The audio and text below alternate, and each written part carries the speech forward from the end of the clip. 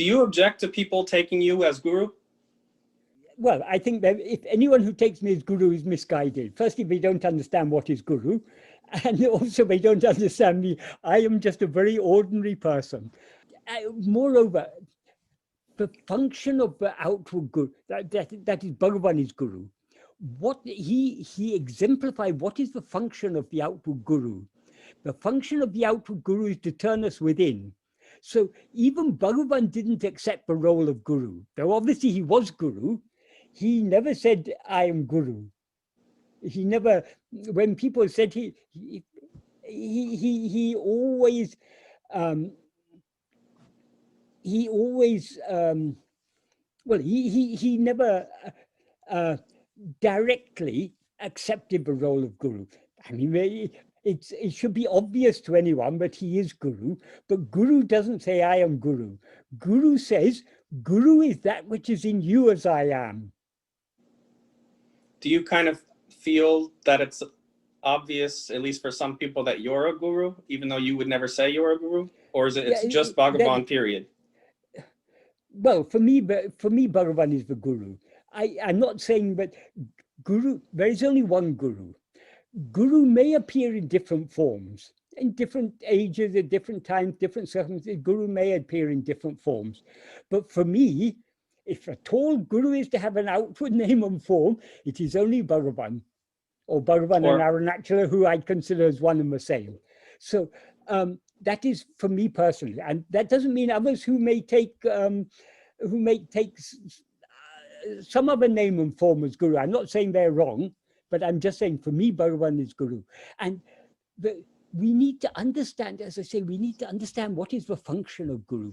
The sole function of guru is to turn our attention within. As Bhagavan said, God, guru, and self are one and the same thing. People worship God as another. So because God is actually that which is shining in everyone's eye, God has to appear outwardly in the name and form of guru to say the God you are seeking outside is actually that which is always shining in your heart as eye. Only when you know what you yourself are, can you know who God is or who guru is. So the whole function of guru is turning our attention within. So anyone who for example, if someone takes me as guru, it's meaningless because I'm not bringing, I have nothing to contribute. But I mean, it's all being said by Bhagavan. All I'm doing, I'm repeating what Bhagavan said, and I'm trying to, because what Bhagavan said, though Bhagavan's teachings are very, very simple, they're also very deep and very subtle. And because generally our mind is complicated, it's very difficult for us to grasp the simple essence of Bhagavan's teachings. So all I'm doing, I'm just pointing out the simple essence of Bhagavan's teachings. This isn't the role of a guru. I'm just sharing my understanding of Bhagavan's teachings with others. That's all. And I do so why? Because people ask me questions, and because I myself love to talk about Bhagavan's teachings because I love his teachings. I don't love his teachings sufficiently. If I loved his teachings sufficiently, I would turn within and merge back into the source. So I'm still on the path. My love is still imperfect. That's why taking me to be a guru is meaningless, because how can someone who hasn't yet saved himself save others? It's meaningless. Very interesting. So that's sort of your objection to other gurus, is it's kind of like an eye rising saying, I can save you and pay me some money too while you're at it. Yeah. I mean, there are all sorts of gurus. Some are total, I mean, all sorts of people who have the label guru. Some are total frauds. They're in it only for money. Some may be very sincere. They may think themselves, I mean, there are many people who genuinely believe that they are enlightened because they don't understand what that is. The term enlightenment or realization or whatever, what is that people understand the same term in different sense. The sense in which Bhagavan uses I mean, Bhagavan didn't actually talk about enlightenment or realization. These are actually, but he said all words that approximate to that, that is ātma-vicāra, ātma-jnana, whatever you choose to call it, that is, or liberation, it's all nothing but annihilation of ego. When ego is annihilated, who is there remaining to say, I am liberated, I am self-realized, I am enlightened?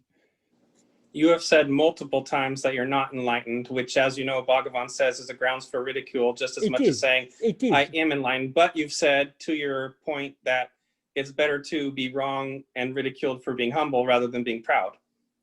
Yeah, I don't even say I'm humble, but I would prefer to be, if I say I am realized, I'm being dishonest, because I know there's still ego here with the Vishaya vasanas and everything, so it would be a plain lie. It is ridiculous. To rise as ego itself is ridiculous. You don't even have to say I don't know myself. How mere rising, to say I am Michael, that is equivalent to saying I don't know myself, because Michael is not what I actually am. So long as I'm aware of myself as I am Michael, I don't know myself.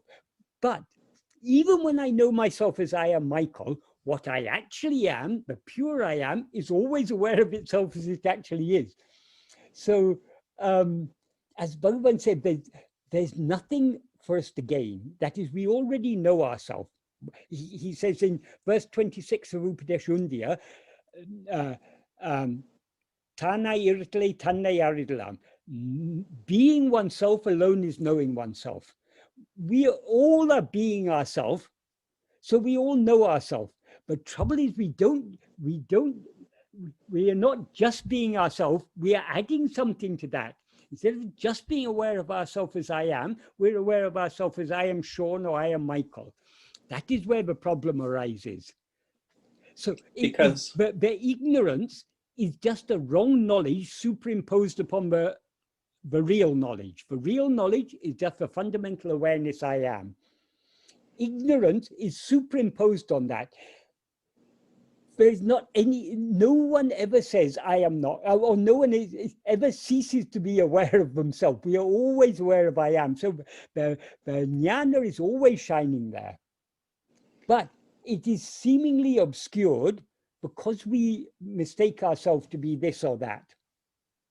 And so you've made the point multiple times, but I've only finally heard it more clearly that Michael and Sean can never be enlightened. That's the fraud. No. Only I am is what is enlightenment. And that's what we all are in our deepest nature. Yes. How can anything other than pure awareness know pure awareness? And how can pure awareness ever not know pure awareness? So it's just a matter of removing the unreal, and what remains is the real.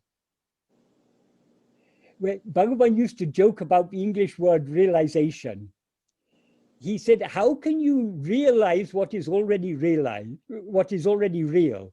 The problem is we have now realized the unreal. So all we need to do is to unrealize the unreal, and the real alone will remain.